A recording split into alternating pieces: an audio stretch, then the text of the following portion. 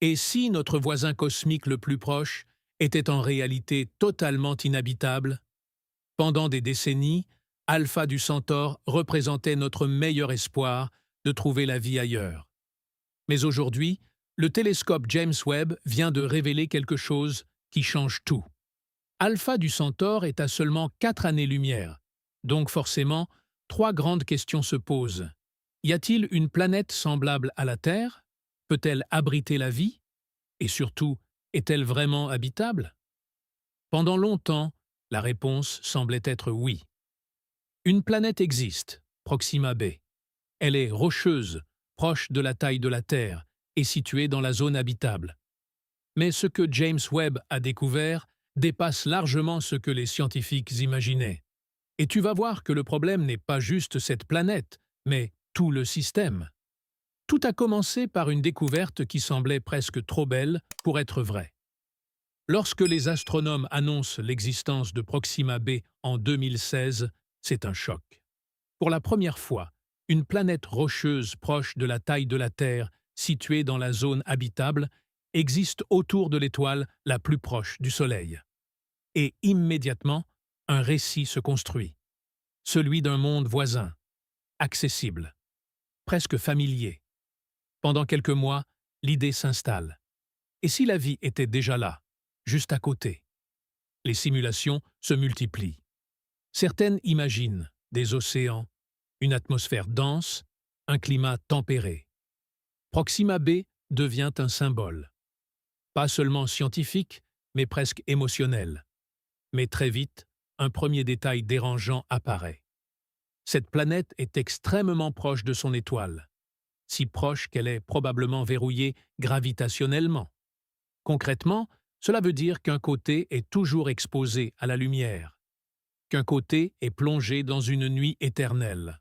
Cela signifie qu'il y a des températures extrêmes, une circulation thermique incertaine, un climat potentiellement instable. Sur Terre, tout fonctionne grâce à l'équilibre. Rotation, océan, atmosphère. Mais sur Proxima b, cet équilibre pourrait ne jamais exister. Et pourtant, à ce stade, l'espoir tient encore. Certains scientifiques imaginent une zone crépusculaire, une bande étroite entre le chaud et le froid, où la vie pourrait survivre. Mais voici la réalité. Être dans la zone habitable ne signifie pas être habitable. Et ce détail va complètement changer la manière dont on recherche la vie dans l'univers.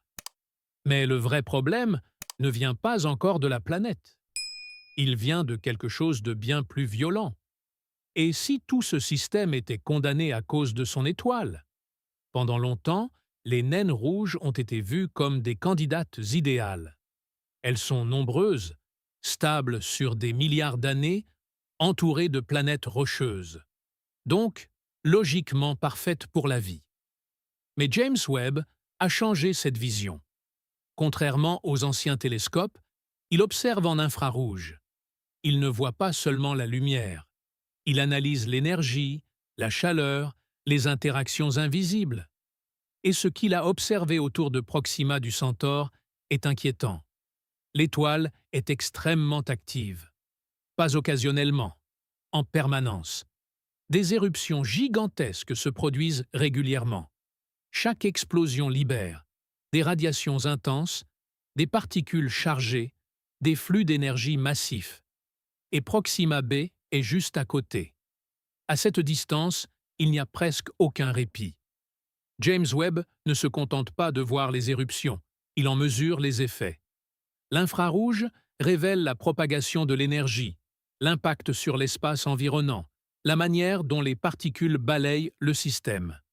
C'est comme observer une tempête, mais à l'échelle cosmique. Puis vient un détail encore plus troublant. Les scientifiques cherchent des indices d'atmosphère, même indirects. Mais ils ne trouvent presque rien. Pas de signature claire, pas de traces de gaz stable. La conclusion la plus probable est que Proxima b est peut-être une planète déjà morte. Une roche brûlée d'un côté et gelée de l'autre, dépourvue d'atmosphère. Et surtout, incapable de protéger la vie. Mais ce n'est toujours pas le pire. Parce que même si l'étoile était calme, le système lui-même rendrait la vie presque impossible. Et si le problème n'était pas une planète, ni une étoile, mais tout le système? Alpha du Centaure est souvent présenté comme une étoile proche. Mais en réalité, c'est un système complexe. Il y a deux étoiles principales, Alpha Centauri A, Alpha Centauri B. Elles tournent l'une autour de l'autre depuis des milliards d'années. Et cette danse gravitationnelle change tout. Quand deux étoiles coexistent, leur gravité perturbe en permanence leur environnement. Les disques de gaz, là où naissent les planètes, deviennent instables. Ils sont étirés, fragmentés, parfois dispersés. Et la formation de planètes stables devient extrêmement difficile. Et même si une planète se forme, elle doit survivre. Les simulations montrent que les orbites deviennent chaotiques. Les planètes peuvent être éjectées ou attirées vers leur étoile. Et ce chaos dure des millions d'années. James Webb a confirmé un élément clé, l'absence de signature de disques protoplanétaires massifs et stables. Autrement dit, le système n'est pas propice à la formation de mondes durables. Et ce n'est pas tout. Les étoiles A et B s'éloignent, puis se rapprochent. À chaque passage, leur influence augmente. Cela perturbe encore davantage tout le système. Même Proxima, pourtant plus éloigné, n'est pas totalement isolé. Tout est connecté. Alpha du Centaure n'est pas un refuge pour la vie. C'est un système instable, violent, défavorable dès sa formation. Et ça change profondément une idée qu'on croyait acquise. Une étoile semblable au Soleil ne suffit pas. Ce qui compte, c'est l'équilibre global. Et c'est là que tout bascule. Parce que si même notre voisin le plus proche est hostile, alors combien de planètes dans la galaxie ne sont en réalité que des illusions habitables? Et si la plus grande découverte du télescope James Webb n'était pas une nouvelle planète habitable, mais une prise de conscience beaucoup plus dérangeante? Pendant des décennies, on a regardé l'univers avec une idée simple. La vie doit être partout. Des milliards d'étoiles, des milliards de planètes. Donc forcément, des milliards de mondes vivants. Alpha du Centaure devait être la preuve. Le voisin parfait. Le premier pas. Le début de quelque chose. Mais aujourd'hui, cette idée commence à se fissurer.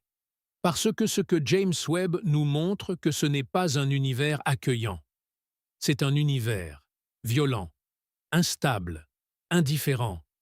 Un univers où les étoiles brûlent trop fort, les atmosphères disparaissent, les planètes n'ont jamais le temps de devenir vivantes. Et dans ce décor, la vie ne semble pas normale. Elle semble exceptionnelle. Et c'est là que quelque chose change profondément. Parce que si la vie est rare, alors la Terre n'est plus juste une planète parmi d'autres. Elle devient un équilibre improbable, un moment de stabilité, une exception silencieuse. Un monde qui a réussi là où la majorité échoue. Une étoile relativement calme. Une atmosphère préservée. Un champ magnétique protecteur. Des milliards d'années de stabilité.